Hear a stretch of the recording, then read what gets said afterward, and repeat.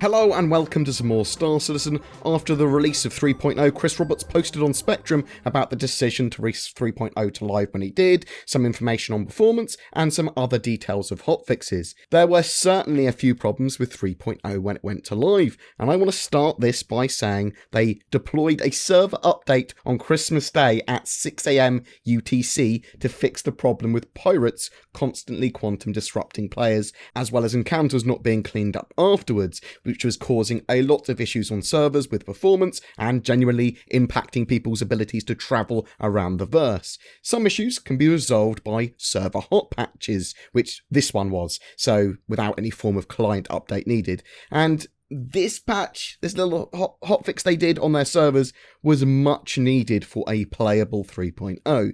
Now, Chris Roberts talked about a lot of different things to do with performance and 3.0's release. The number of clients on a server at the moment has much less of an impact than you'd think. They settled on 50 for the initial release of 3.0, but did try with 30 and 40 players, and there was a small performance gain, but those gains are not proportional, so 50 just seemed like a better idea. However, certain activities do indeed affect performance.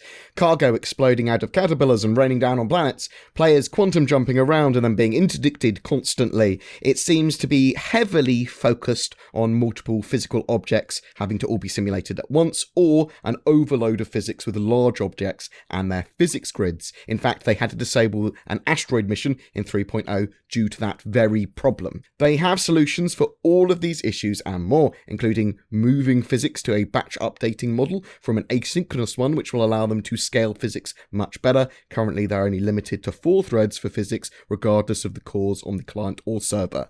Levels of detail updates for objects on clients from the server, so not updating or updating less frequently when they're far away, unbinding an object from the network if it's far away from a client's view, object container streaming, which is a major one, with whole areas of the game only being streamed in when needed on the client, allowing for dramatically less objects on the client, and they're in various stages of progress with all of these, but they're not something they can complete in a week or two. This will also help with the efficiency of handling larger ships, and smaller ships as well, I suppose, lots of them, so multiple staff errors will strain the server significantly less. And this is obviously very important for them getting capital ships like the Idris and Javelin in-game. Releasing 3.0 before Christmas allows them to stay true to their new quarterly release schedule. They could have spent a lot more time ironing and polishing things out and dialing them in before the release, but they don't want to be on the back foot for 2018. They plan to release a major patch every 3 months, so expect 3.1 at the end of March, with a probable Eva Carty release in February. This does not exclude, however,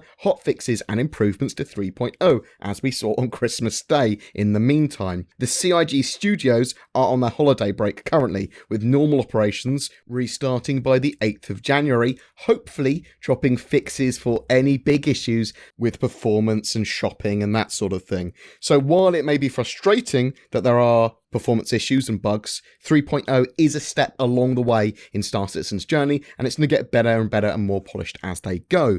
Players are reporting erratic performance as well, and with players that have reasonable PCs that meet over the minimum requirements, but sub 15 frames a second, there's something definitely not right.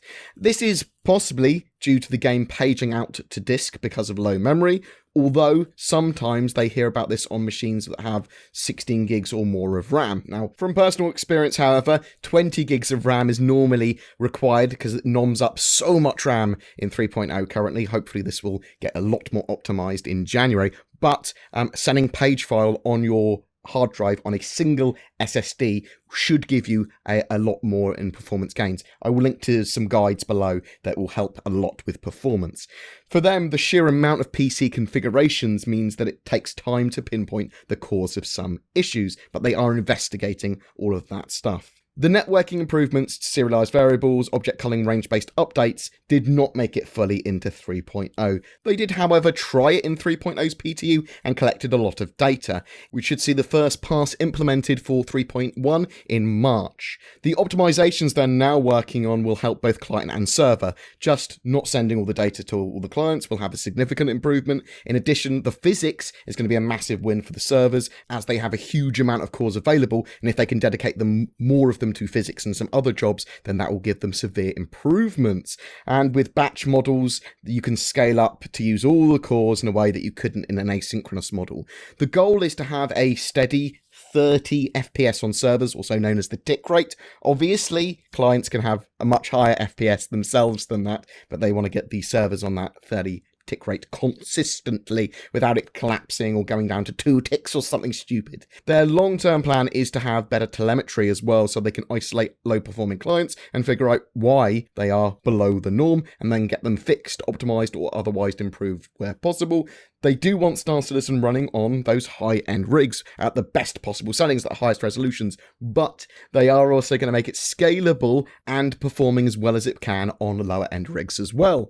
I am really glad that they fixed that quantum disruption bug, and although 3.0 Live has had some issues and still does, it looks like they should be hopefully mostly ironed out by mid-January, at least the ones that are really frustrating to gameplay. And with the quarterly release schedule, we should see a good bit more content and improvements in March with 3.1's release. Every month we give away a ship. For December, it's the Orion mining vessel, donated by our featured org, Self-Made, an organisation looking at all types of gameplay with mostly a lawful neutral stance, a little bit anti-pirate, and focusing on developing yourself as an individual in the verse and not being a dick to others. Links below if you're interested in joining them. They are active now in 3.0. All you need to do to be in for a chance of winning that Orion is be subscribed to my YouTube channel and then comment on any of my Star Citizen videos during the month. So if you've got any questions about Alpha 3.0, about updates, about performance, about Star Citizen development in general, Squadron 42, chuck them in the comments below. A special thank you to my Patreons who allow me to create the amount of content I do. If you're interested in becoming one of them, you can find the links to Patreon as well as everything else we discussed down below. Please don't forget to like and subscribe, as it really does help me, and I'll see you in the verse.